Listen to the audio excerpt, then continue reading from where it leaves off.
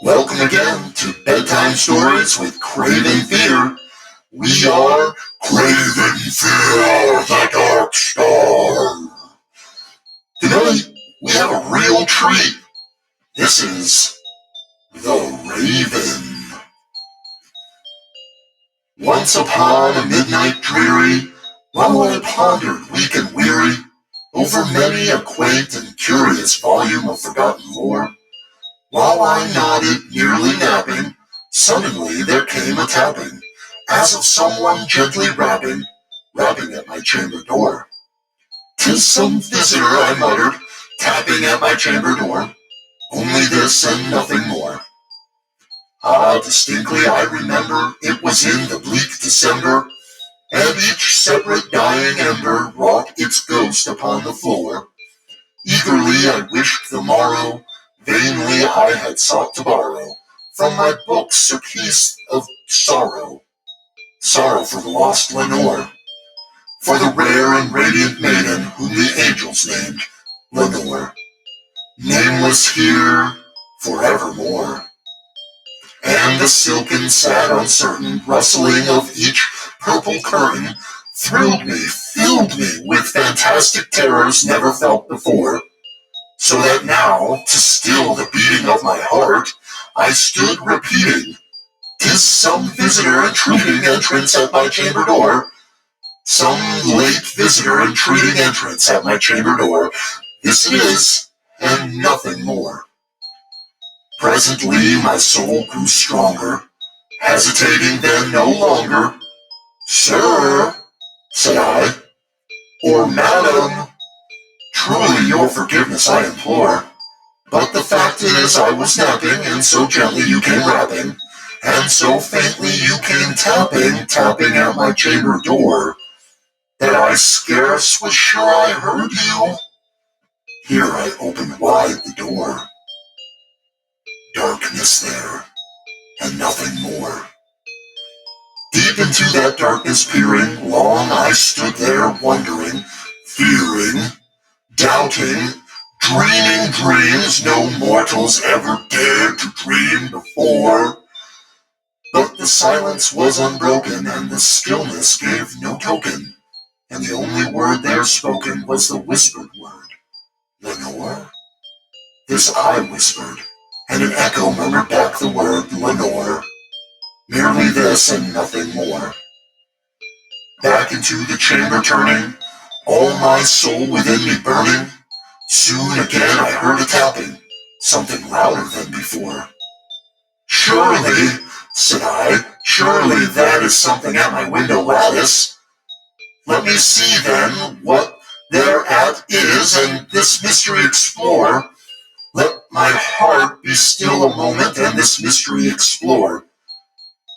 'Tis the wind and nothing more." Open here I flung the shutter, when, with many a flirt and flutter, in there stepped a stately raven of the saintly days of yore. Not the least obeisance made he, nor not a minute stop or stayed he, but with mine of lord or lady, perched above my chamber door, perched upon a bust of Pallas, just above my chamber door, perched and sat, and nothing more. Then the ebony bird beguiling my sad fancy into smiling, by the grave and stern decorum of the continents at war, "Though thy crest be shorn and shaven, thou," I said, "art sure no craven, ghastly, grim, and ancient raven, wandering from the nightly shore. Tell me what thy lordly name is on the night's Plutonian shore." Quoth the raven, "Nevermore." Much I marveled this ungainly fowl to hear discourse so plainly, though its answers little meaning, little relevancy bore. For we cannot help agreeing that no living human being ever yet was blessed with seeing bird above his chamber door, bird or beast upon the sculptured bust above his chamber door, with such name as Nevermore. But the raven, sitting lonely on that placid bust, spoke only that one word, as if its soul in that one word he did outpour. Nothing farther than he uttered, not a feather than he fluttered, till I scarcely more than muttered, "Other friends have flown before, on the morrow he will leave me, as my hopes have flown before." Then the bird said, "Nevermore." Startled at the stillness broken by reply so aptly spoken, "Doubtless," said I, "what it utters is its only stock and store, caught from some unhappy master whom unmerciful disaster followed fast and followed faster, till his songs one burden bore, till the dirges of his hope that melancholy burden bore, of never, nevermore." But the raven, still beguiling all my sad soul into smiling, straight I wheeled a cushioned seat in front of bird and bust and door. Then upon the velvet sinking, I betook myself to linking, fancy unto fancy, linking what this ominous bird of yore, what this grim, ungainly, ghastly, gaunt, and ominous bird of yore meant in croaking, "Nevermore." This I sat engaged in guessing, but no syllable expressing, to the fowl whose fiery eyes now burned into my bosom's core. This and more I sat divining, with my head at ease reclining on the cushion's velvet lining that the lamplight gloated o'er, but whose velvet, violet lining, with the lamplight gloating o'er, she shall pass, ah, nevermore. Then, methought, the air grew denser, perfumed from an unseen censer, swung by seraphim, whose footfalls twinkled on the tufted floor. "Wretch," I cried, "thy God hath lent thee, by these angels he hath sent thee, respite, respite, and nepenthe from thy memories of Lenore. Quaff, oh quaff this kind nepenthe, and forget this lost Lenore." Quoth the raven, "Nevermore."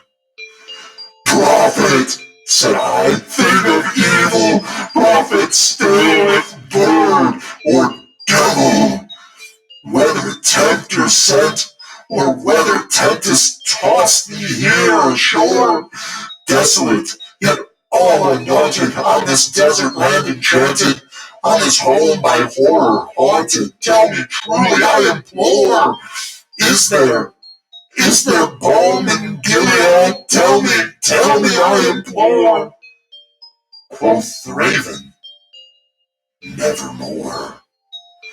"Prophet," said I, "thing of evil, prophet still, if bird or devil, by that heaven that bends above us, by that God we both adore, tell this soul with sorrow laden, if within the distant Eden it shall clasp a sainted maiden whom the angels name Lenore, clasp a rare and radiant maiden whom the angels name Lenore."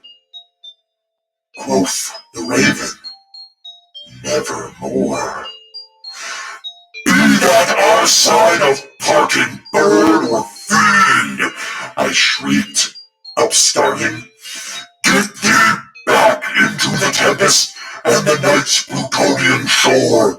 Leave no black plume as a token of that lie thy soul has spoken. Leave thy loneliness unbroken. Quist the bust above my floor. Take thy beak from out my heart, and take thy form from off my door." Quoth the raven, "Nevermore." And the raven, never flitting, still is sitting on the pallid bust of Pallas just above my chamber door. and his eyes have all the seeming of a demon's that is dreaming. And the lamplight o'er him streaming throws his shadows on the floor. And my soul, from out that shadow that lies floating on the